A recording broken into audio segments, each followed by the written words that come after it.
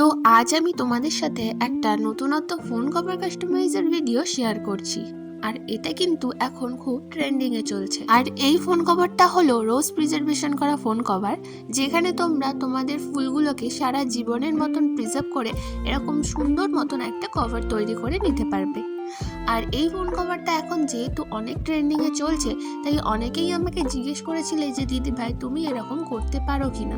হ্যাঁ, আমি করতে পারি, কিন্তু তখনও পর্যন্ত যেহেতু আমি একটাও অর্ডার পাইনি, তাই আমার কাজের কোনো ফটো বা ভিডিও তোমাদের সাথে কোনো রকমই শেয়ার করতে পারিনি বা কাউকে দেখাতে পারিনি।